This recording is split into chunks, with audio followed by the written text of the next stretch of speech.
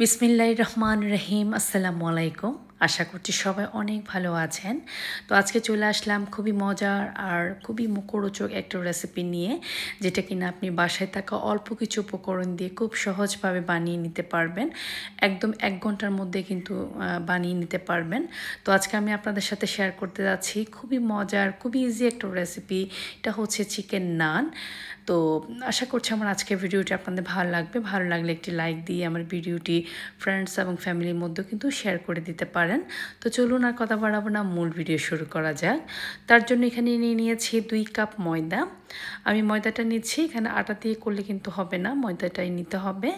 1 table চামচ দিয়ে দিচ্ছি চিনি, আর দিয়ে দিচ্ছি 1 চা চামচ লবণ, দিয়ে দিচ্ছি 1 টেবিল চামচ গুঁড়া দুধ, আর দিয়ে দিচ্ছি একটা ডিম।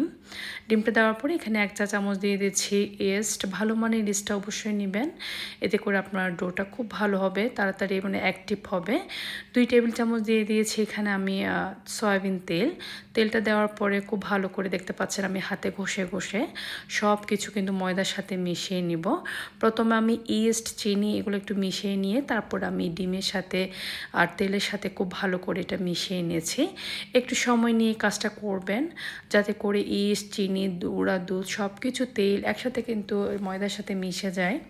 খুব ভালো করে সব কিছু মিক্স করে নিয়েছি। এখন অ্যাড করে দিচ্ছি এখানে কুসুম গরম পানি, বেশি ঠান্ডাও না বেশি গরমও না, এই ধরনের একটা পানি অ্যাড করতে হবে। অনেক আপুরা জিজ্ঞেস করেন যে আপু পানিটা কীরকম থাকবে, বেশি কুসুম না, মানে ওয়ার্ম ওয়াটার যেটা বলে, মানে বেশি ঠান্ডা না বেশি আবার গরমও না, এই ধরনের পানি অ্যাড করার পরে এখানে দেখতে পাচ্ছেন একটা স্টিকি ডো হয়ে আছে।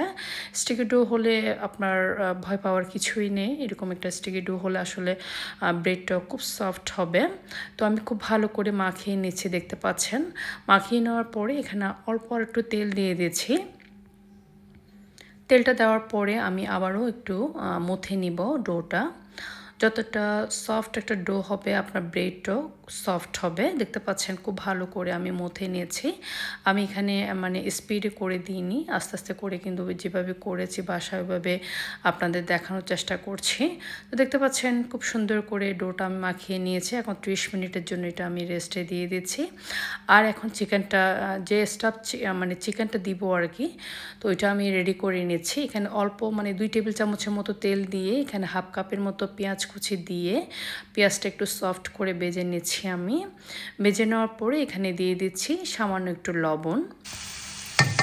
লবণটা দেওয়ার পরে এখানে হাফ চা চামচ আদা বাটা, হাফ চা চামচ রসুন বাটা দিয়ে দিলাম। দিয়ে দেওয়ার পরে আমি আর একটু ভেজে নিয়েছি, যাতে করে পেঁয়াজ, রসুন, আদা বাটার এগুলো একটু মানে কাঁচা যে স্মেলটা থাকে ওটা চলে যায়। খুব ভালো করে এটা ভেজে নেওয়ার পরে আমি এখানে অ্যাড করব আর কি চিকেনটা আমি একটু ব্লেন্ডারে আর কি একটু মানে ব্লেন্ড করে নিয়েছি, অল্প একটু ব্লেন্ড করেছি, তেমন একদম মিহি ব্লেন্ড করিনি। দেখতে পাচ্ছেন চিকেনটা দেওয়ার পরে এটা যতক্ষণ না মানে কালারটা চেঞ্জ হচ্ছে ততক্ষণ আমি ভাজতে থাকবো। চিকেনটা আমি নেড়ে চেড়ে এভাবে ভেজে নেওয়ার পরে এখানে অ্যাড করে দিয়েছি ক্যাপসিকাম। আমার বাসায় ক্যাপসিকাম ছিল সবুজ কালারে ক্যাপসিকাম, আর কিছু টমেটো কুচি দিয়ে দিয়েছি। এখানে চাইলে আপনারা লাল মানে যে ক্যাপসিকামটা পাওয়া যায় ওইটাও অ্যাড করে দিতে পারেন। তো 2 ধরনের ক্যাপসিকাম দিয়ে আমি খুব ভালো করে নেড়ে ছেড়ে আর একটু ভেজে নিয়েছি। ভেজে নেওয়ার পরে এখানে অ্যাড করে দিব এখানে মানে গুঁড়ো মশলাগুলা, মরিচের গুঁড়া দিয়ে দিয়েছি, কালো গোলমরিচের গুঁড়া, একটু অরিগ্যানো দিয়ে দিয়েছি, সামান্য সামান্য করে মানে যতটুকু চিকেন নিয়েছি ঠিক ওইভাবে হাফ চা চামচ করে করে আমি দিয়ে দিয়েছি। তবে আমি গুঁড়া মরিচটা 1 চা চামচ দিয়েছি। দেওয়ার পরে এটা আমি খুব ভালো করে নেড়ে ছেড়ে ভেজে নিব, যাতে করে স্মেলটা একদম চলে যায়। খুব সুন্দর যখন একটা ঘ্রাণ চলে আসবে ঠিক ওই পর্যায়ে আমি দিয়ে দিচ্ছি আমার বাসায় বানানো মেয়োনেজটা দেওয়ার পরে এখানে কিছুটা আমি টমেটো সস দিয়ে দিয়েছি, প্রায় 1 টেবিল চামচের মতো। ওইটা দেওয়ার পরে আমি খুব ভালো করে মিশিয়ে নিয়ে দেখতে পাচ্ছেন আমার চিকেনটা একদম রেডি হয়ে গিয়েছে। আমি এটা ঠান্ডা করে নিব, খুব ভালো করে তার আগে মিশিয়ে নিচ্ছি। তাই তো আমার চিকেনটা রান্না করা হয়ে গিয়েছে। আমি এখন এটা ঠান্ডা হতে রেখে দিব। আর 30 মিনিট পরে দেখতে পাচ্ছেন আমার ডোটা আর কি অ্যাক্টিভ হয়ে গিয়েছে। এটা সম্পূর্ণ মানে ইস্টের উপর নির্ভর করবে। আপনার ইস্ট, তারপরে যে আপনি ওয়ার্ম ওয়াটারটা অ্যাড করেন, সব কিছুর উপরই কিন্তু এত সুন্দর একটা ডো কিন্তু নির্ভর করবে। আপনি সব কিছুই খুব ভালোভাবে যখন অ্যাড করবেন, সুন্দরভাবে পরিমাণ মতো, আপনার ডোটা কিন্তু এরকম অ্যাক্টিভ হবে।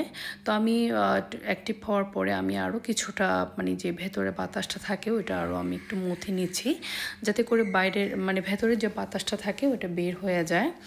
তো মথে নেওয়ার পরে আমি আবারও একটু মানে মথে নিব খুব ভালো করে। যতটা মথবেন আপনার ব্রেডটা ততটা ভালো হবে। তো আমি একটা চপিং বোর্ডের উপর রেখে আর কি আরও কিছুটা আমি মথে নিয়েছি। খুব ভালো করে মথে নেওয়ার পরে একটা সফট ডো দেখতে পাচ্ছেন আমি রেডি করে নিয়েছি। এখন আমি এটাকে 4 ভাগে ভাগ করে নিব। আজকে আমার 4টা চিকেন নান হবে। 4টা হলে যথেষ্ট। এটা কিন্তু একটা খেলে পেট ভরে যায়, এতটা বড় হয়। আজ ভেতরে যেহেতু চিকেন থাকে, এটা একটা খেলে কিন্তু পেটটা ভরে যাবে। বাচ্চাদের স্কুলের টিফিনও কিন্তু একটা মানে একদিন আগে বানিয়ে স্কুলের টিফিনও আপনি বাচ্চাদের দিতে পারেন। সকালের নাস্তা, বিকালের নাস্তা বাচ্চারা খুব পছন্দ করবে। একবার হলো বাসায় ট্রাই করে দেখবেন। তো দেখতে পাচ্ছেন আমি একটা সুন্দর 4টা ডো করে নিয়েছি। এখন আমি এখানে মানে রুটি বেলে নিয়েছি।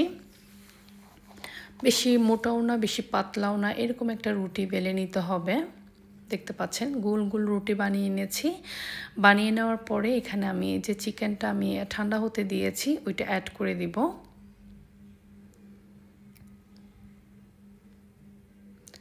তাই তো দেখতে পাচ্ছেন আমার এই যে রুটি বেলা হয়ে গিয়েছে। আর বেশি মোটাও করিনি, বেশি পাতলাও করিনি, ধরনের একটা রুটি বানিয়ে নিয়েছি। আর যে চিকেনটা রান্না করেছি ওই চিকেনটা দিয়ে দিচ্ছি।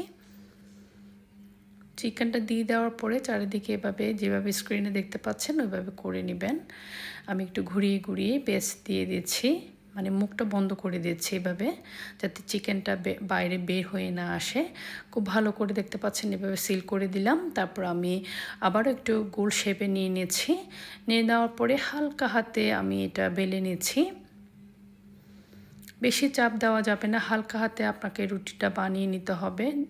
বেশি একটু চাপ দিলে আর কি এটা চিকেনটা বের হয়ে যাওয়ার সম্ভাবনা থাকবে। তো আমি দেখতে পাচ্ছেন খুবই হালকা হাতে আমি এই যে একটা রুটি বানিয়ে নিয়েছি। এভাবে আমি 4টা রুটি বানিয়ে নিব।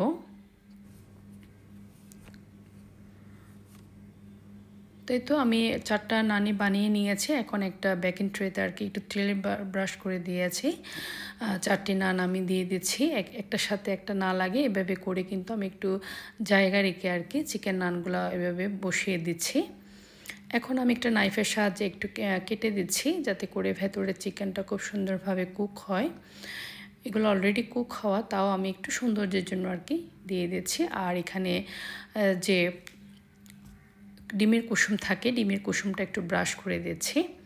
সাদা অংশটা বাদ দিয়ে ডিমের কুসুম দিয়ে আপনারা এটা করবেন, এতে করে খুব সুন্দর কালার আসবে। আর আমি এটা ওভেনে করব, ওভেনে 180 ডিগ্রিতে এটা আমি 30 মিনিট রাখবো।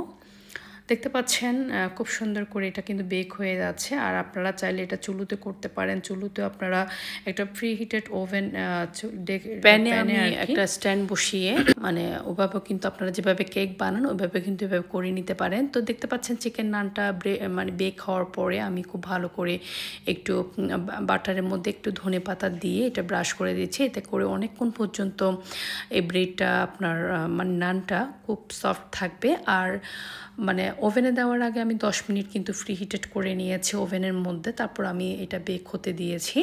তো দেখতে পাচ্ছেন খুব ভালো করে আমি ধনেপাতা বাটার মিশ্রিত যে এটা মিশ্রণটা আমি দিয়ে দিলাম নানের উপরে।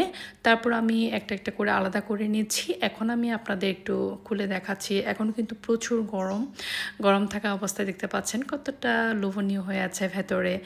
আর আপনারাও বাসায় ট্রাই করে দেখবেন, খুবই ইজিভাবে দেখিয়েছি। আপনারা চাইলে চুলাতে ওভেনে 2 পর্যায়ে কিন্তু করে নিতে পারবেন। সবাই অনেক ভালো থাকবেন। আল্লাহ হাফেজ, আসসালামু আলাইকুম।